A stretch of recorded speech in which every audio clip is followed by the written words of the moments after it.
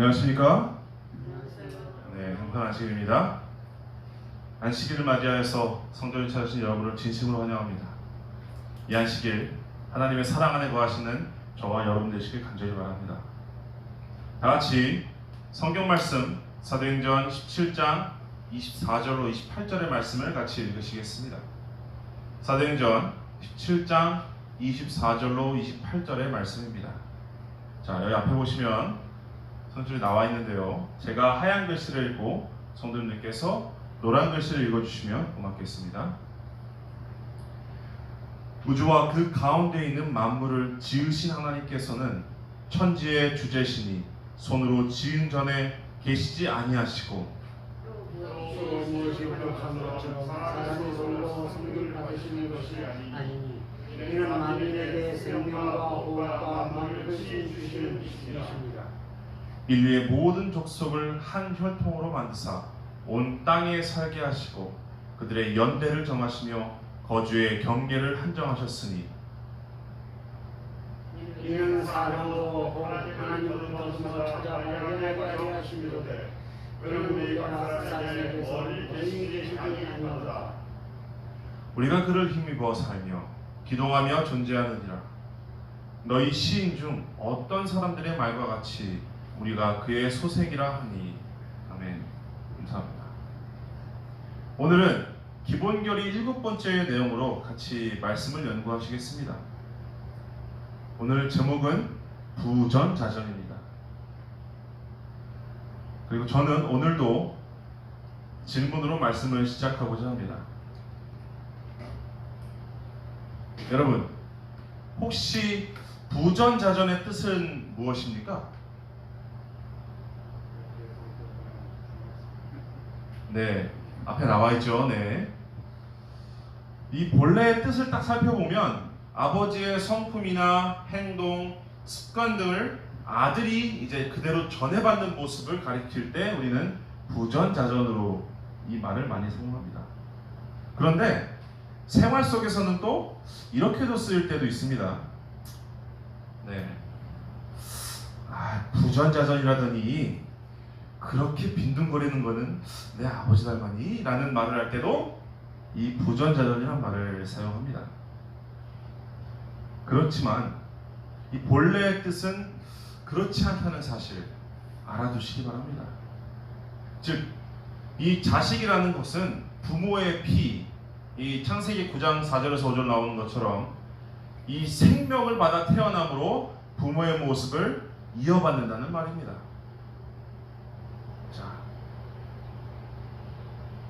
그런데 우리가 자세히 보아야 할 것은 단순히 모습만이 비슷하게 생긴 것이 아니라 그 품성이나 행동, 습관도 닮은 것이 바로 부모와 자식 간의 특징이라는 것입니다. 네, 똑같죠? 그렇다면 자, 한번 이제 자세하게 한번 살펴보도록 하겠습니다. 우리가 하나님의 자녀가 되는 이유가 무엇일까요? 우리가 하나님의 자녀가 되지 못하는 이유가 무엇일까요? 자, 우리가 다시 하나님의 자녀가 되는 방법은 무엇일까요?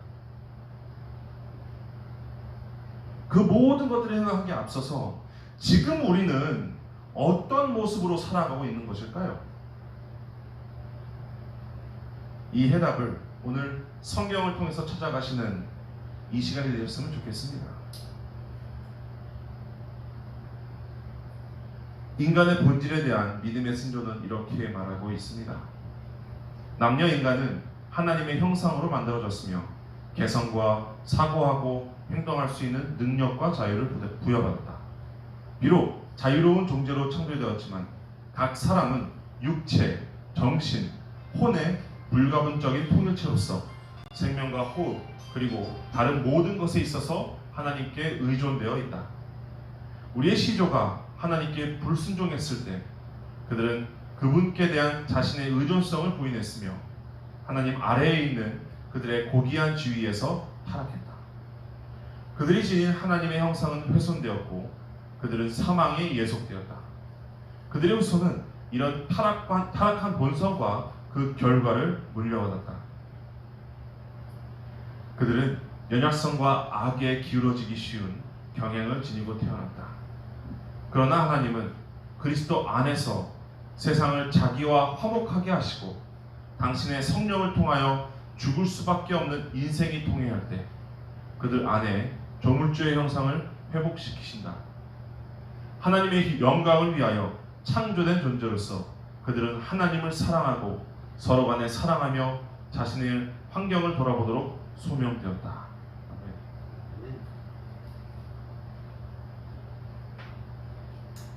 지난 시간과 연결해서 우리는 성경의 기록에서 사람의 기원을 찾을 수 있다고 했습니다.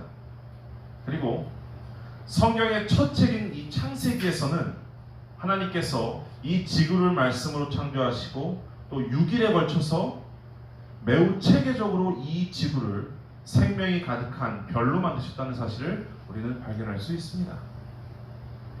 그리고 그 가운데 이 사람의 창조가 이 창조의 6일에서 가장 절정을 이루는 마지막 창조의 단계였고, 마지막 동물들과는 달리 이 사람의 창조에 대해서는 그 과정을 매우 자세하게 설명하고 계시다는 것을 우리는 성경을 통해서 확인할 수 있습니다. 자, 같이 한번 읽어보실까요? 시작. 우리의 형상을 따라 우리의 모양대로 우리가 사람을 만들고 그들로 바다의 물고기와 하늘의 새와 가축과 온 땅과 땅에 기는 모든 것을 다스리게 하자 하시고. 아멘.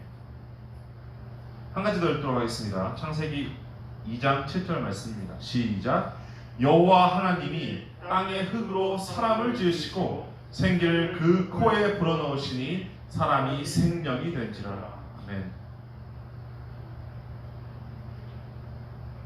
방금 읽은 이 두 구절을 통해서 우리는 인간의 기원에 대해서 몇 가지 의미 있는 사실을 발견할 수가 있습니다. 자, 첫 번째로 하나님께서 인간을 창조하셨다는 것입니다. 주목할 점은 사람의 창조는 우연히 일어난 것이 아니라는 사실입니다. 창세기 1장 26절 후반부에서는 이 세상을 다스릴 존재로 사람을 만드셨다고 성경은 이야기하고 있습니다. 자, 하나님께서 사람을 손수 지으시고 그 지으신 목적을 우리에게 부여하셨다는 이 사실은 성경적으로 볼 때 이 세상에는 아무 의미 없고 가치 없는 사람은 아무도 없다는 것입니다. 그리고 모든 사람은 존재 자체로 의미가 있고 또 소중한 하나님의 창조물이라는 사실을 우리에게 말해주고 있는 것입니다.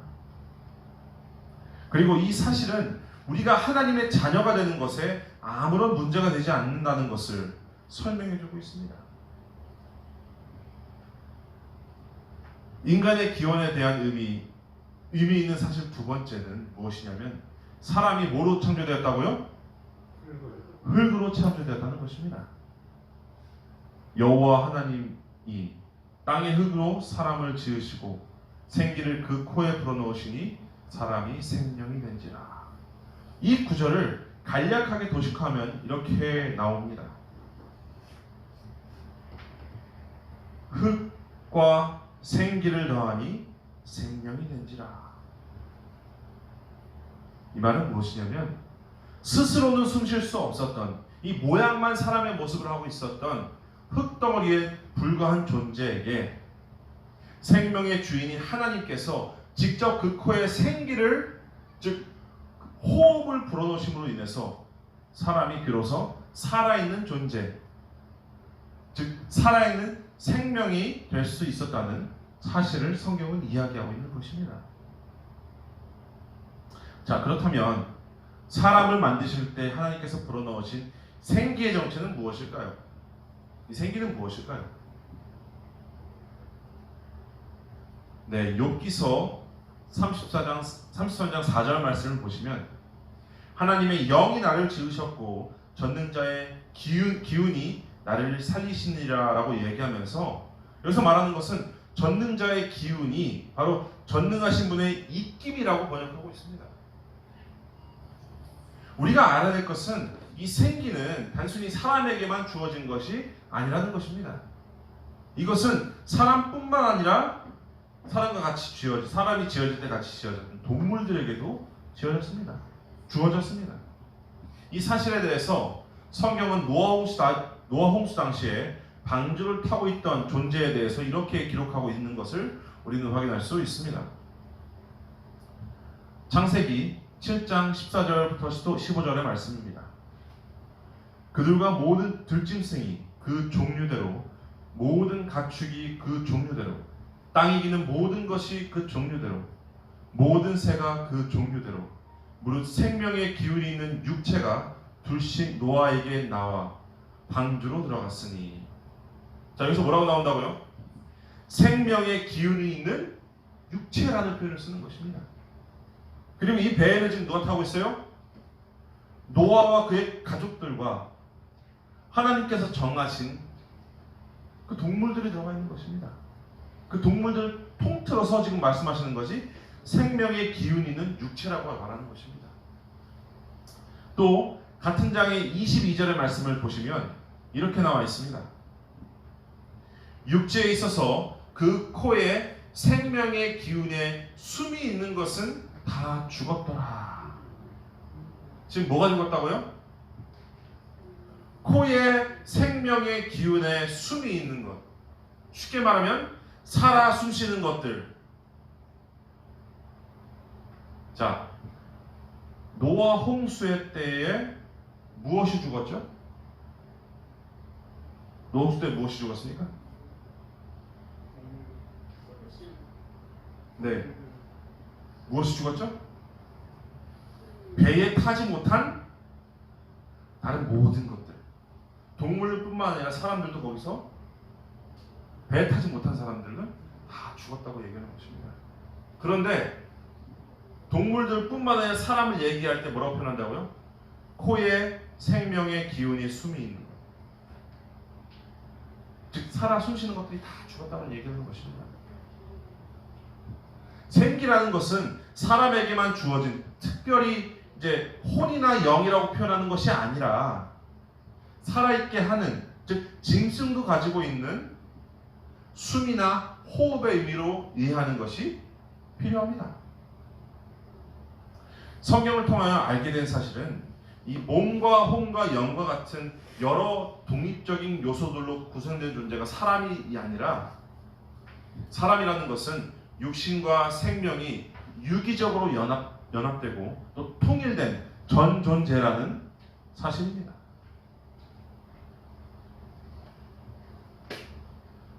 바울은 이 데살로니가전서 5장 23절을 통해서 이에 대해서 이렇게 기록하고 있습니다. 평강의 하나님이 친히 너희를 온전히 거룩하게 하시고 또 너희의 온 영과 혼과 몸이 우리 주 예수 그리스도께서 강림하실 때 흠 없게 보존되기를 원하노라. 바울은 여기서 말할 때 사람이 혼과 몸과 영이 존재하는 존재로서 바울이 생각한 것이 아니라, 우리의 구원이 몸은 죽어서 부패하고 영만 따로 하늘에 올라가는 것이 아니라 전 존재로서 주님 오시는 그날에 함께 구원받게 되는 것을 강조하는 내용으로서 이 말을 하고 있는 것을 우리는 볼 수 있는 것입니다. 자, 우리는 하나님의 형상대로 지으심을 받았습니다. 그리고 그렇기 때문에 우리는 하나님의 형상과 똑같은 모습으로 살아갈 수 있는 것입니다. 자, 그렇다면 인간의 기원을 이해함에 있어서 마지막이고 또 중요한 사실은 무엇일까요? 마지막으로 가장 중요한 사실은 하나님께서는 사람을 하나님의 형상으로 창조하셨다는 것입니다. 자, 하나님의 형상을 닮았다는 것은 단순히 외모뿐만 아니라 품성까지도 하나님을 닮은 존재라는 것입니다. 그렇기 때문에 우리는 하나님의 자녀로서 이 세상을 살 수 있는 것입니다. 그렇기 때문에 우리의 이름이 뭐죠? 우리의 이름은 그리스도인이 될 수 있는 것입니다. 하지만 이 문제가 있는데, 그 문제는 완전하고 특별함을 받은 존재인 사람에게 너무나 급진적이고 두려운 변화가 일어나게 됐다는 사실입니다.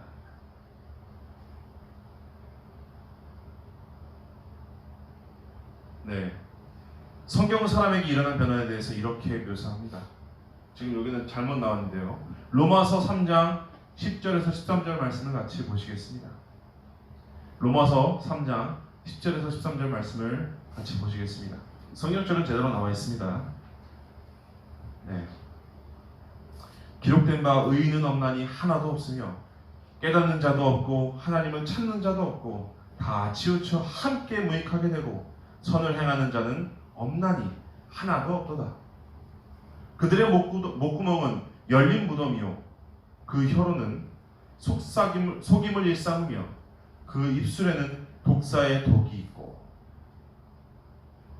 사도 바울은 성경에서 이 세상에 의로운 사람이 단 한 명도 존재하지 않는다는 두렵고 충격적인 선포를 하고 있는 것입니다. 자, 하나님의 사람이었다, 하나님의 형상을 가지고 있던 사람에 더 이상 하나님의 형상으로 갇히지 못한다는 것입니다. 하나님의 형상으로 창조되었음에도 불구하고 마귀의 일을 행하면서 심지어 자신을 창조한 하나님을 깨닫지도 않고 찾지도 않는 어리석고 비참한 지경으로 우리가 떨어지게 되었다고 지금 이야기하고 있는 것입니다. 어떻게 이런 일이 사람에게 벌어지게 됐을까요? 어떻게 사람은 이렇게 이 타락할 수밖에 없게 되는 것일까요? 성경은 요한복음 8장 44절을 통해서 이렇게 이야기합니다. 같이 한번 읽을까요? 시작. 너희는 너희 아비 마귀에서 났으니 너희 아비의 욕심대로 너희도 행하고자 하느니라. 그는 처음부터 살인한 자요 진리가 그 속에 없으므로 진리에 서지 못하고 거짓을 말할 때마다 제 것으로 말하나니 이는 그가 거짓말쟁이요 거짓의 아비가 되었습니다. 요한은 인간의 주인이, 즉 아버지가 바뀌게 되었기 때문이라고 말하고 있습니다. 우리를 만드신 분이 누구시죠? 하나님이십니다. 그런데 지금 요한은 뭐라고 말한다고요? 우리의 아버지가 바뀌었다. 우리는 분명히 창세기의 기록을 통해서 사람은 하나님의 형상으로 창조되었다는 것을 우리는 확인했습니다. 하지만 요한이 말하는 것은 아버지가 하나님이 아니라 마귀라고 기록하고 있습니다. 그리고 그 마귀 때문에 인간이 저지르는 모든 유력한 죄악들이 시작되었고, 또 사람이 의로운 하나님의 형상을 잃어버리고 추악한 죄인이 되고 있다고 설명하고 있는 것입니다.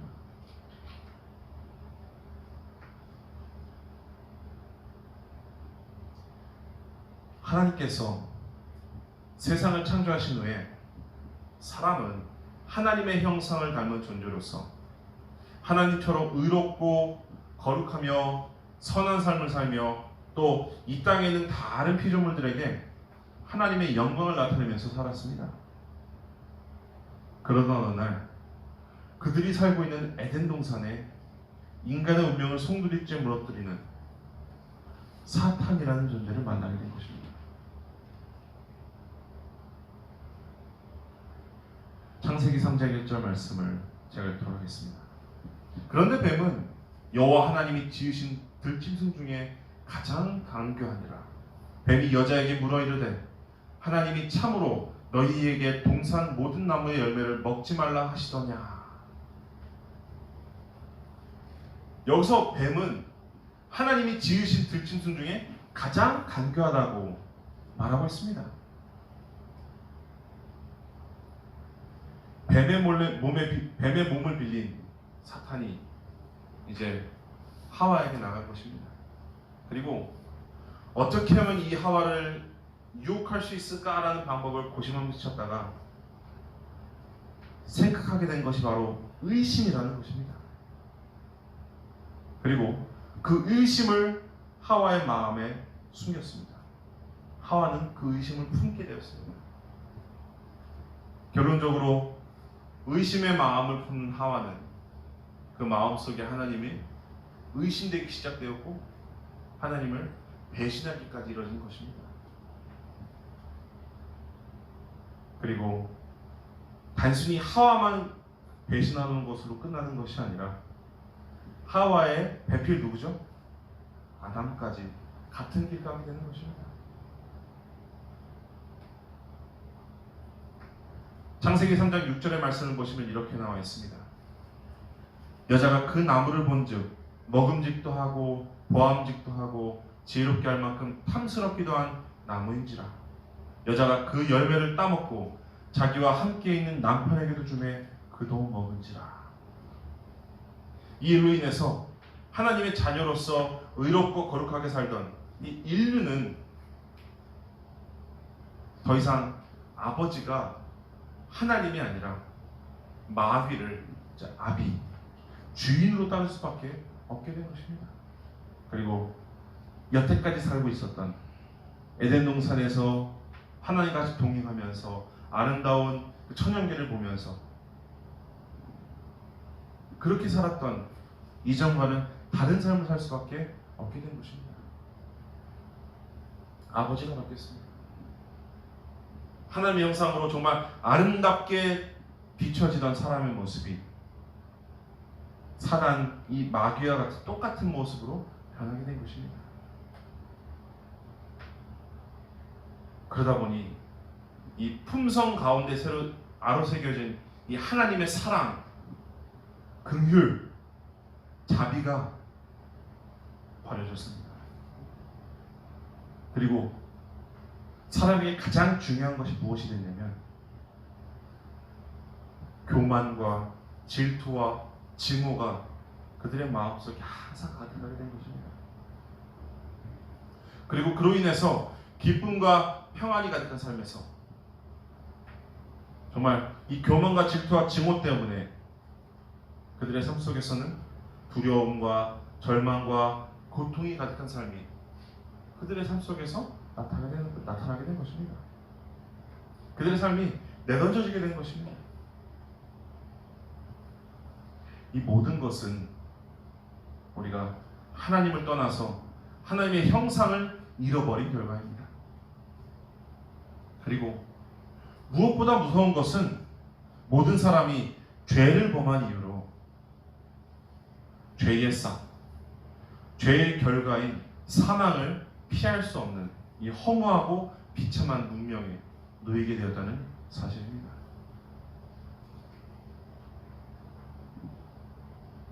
그렇기 때문에 인간의 본성을 정의할 때 더 이상 하나님의 형상으로 지음받은 존재라고 이야기하지 못하는 것입니다. 그리고 죄된 본성에 타락한 본성을 가진 마귀의 자녀라는 슬픈 정의를 내릴 수밖에 없게 된 것입니다.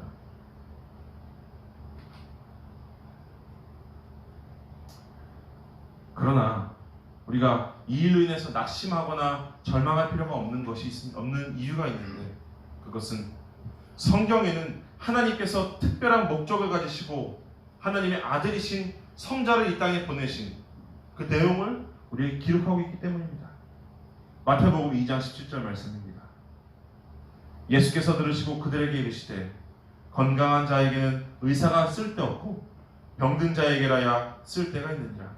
나는 의인을 부르러 온 것이 아니요 죄인을 부르러 왔노라 하시니라.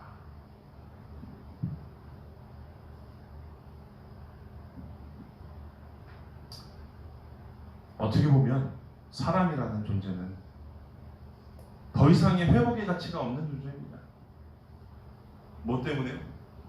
죄 때문에요.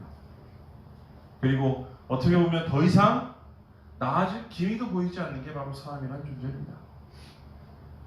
죄로 인해서 타락하고 하나님을 배반한 인류지만 하나님께서는 그 인류를 위해서 그들의 죄된 봉선을 치료하기 위해서 크신 의원이신 성자 하나님을 우리에게 보내셨다는 사실을 성경은 이야기해주고 있는 것입니다.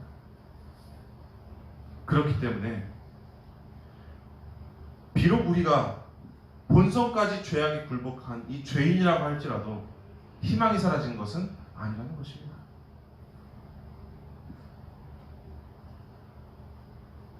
죄인을 부르러 오신 이 예수님의 초청에 지금이라도 누구든지 응답한다면, 즉 예수님 앞에 믿음으로 나아가기만 한다면 그 누구도 예외 없이 하나님의 능력으로 치유받게 되고, 처음 하나님께서 우리를 창조하실 때 계획하셨던, 지금 우리가 잊어버린 하나님의 형상을 다시 회복하는 것은 물론이고 죄의 삭신 사망으로부터도 구원을 받아서 영원한 삶을 누릴 것을 우리가 지금 여기 이전을 통해서, 말씀을 통해서 배우고 알게 되었기 때문입니다.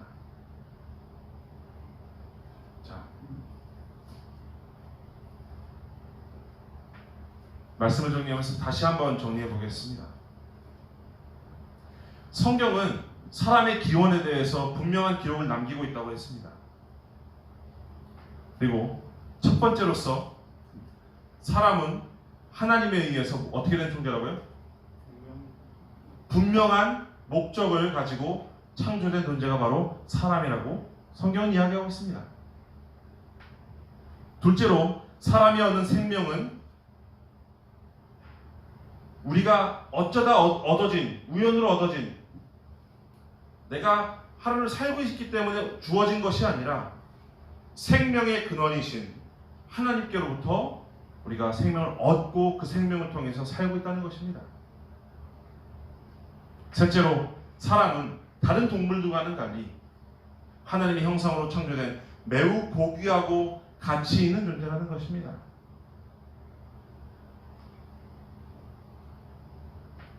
물론 죄로 인해서 변질되었습니다.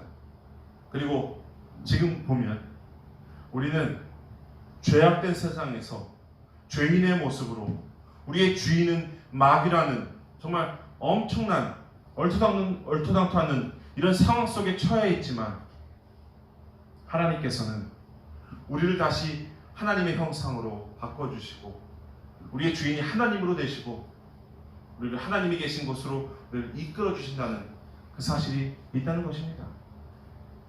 그리고 그렇게 회복시키기 위해서 유일하신 독생자를 이 땅에 보내셨고 다시 보내신다는 것입니다. 자, 모든 내용을 이루어 볼 때 다시 한번 질문을 드리겠습니다. 지금 우리의 위치는 어디에 있습니까?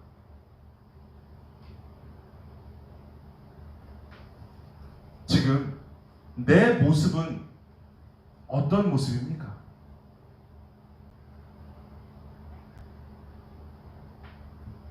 우리의 모습이 어떤 모습으로 되어 있고 어떤 아버지의 형상을 따르고 있습니까?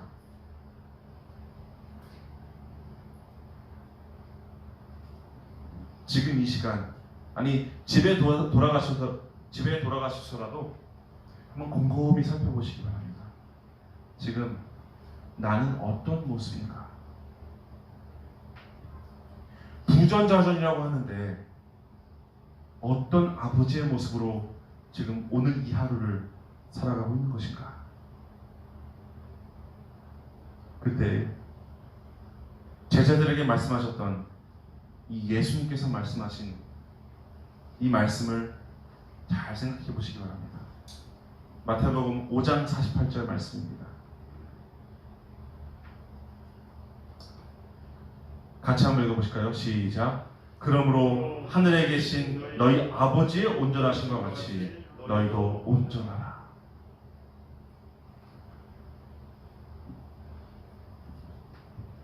이 온전이라는 것은 내가 스스로 할 수 있는 부분이 아닙니다. 우리가 온전한 형상이 되기 위해서는 먼저 온전하셨던 온전하신 하나님을 바라보아야 합니다. 그리고 지금 내가 스스로 온전할 수 없게 됐다는 사실을 깨달아야 합니다. 그리고 깨닫는 것으로 끝나는 것이 아니라 내가 할 수 없기 때문에 나를 변화시키는 것을 가능하게 하시는 하나님께 구해야 되는 것입니다. 그것이 우리의 삶이고 그것이 우리의 예배가 되는 것입니다. 나를 창조하신 하나님께서만이 나를 다시 새로운 피조물로 창조하실 수 있는 것입니다. 인간의 본질, 우리는 하나님의 형상으로 태어난 존재입니다. 그리고 지금 우리는 그 하나님의 형상대로 가기 위해서 노력해야 되는 존재인 것입니다. 우리의 삶에서 매일 매 순간마다 온전한 하나님을 바라보시고 구하시는 저와 여러분이 되시길 바라며 오늘 말씀 마치도록 하겠습니다. 감사합니다.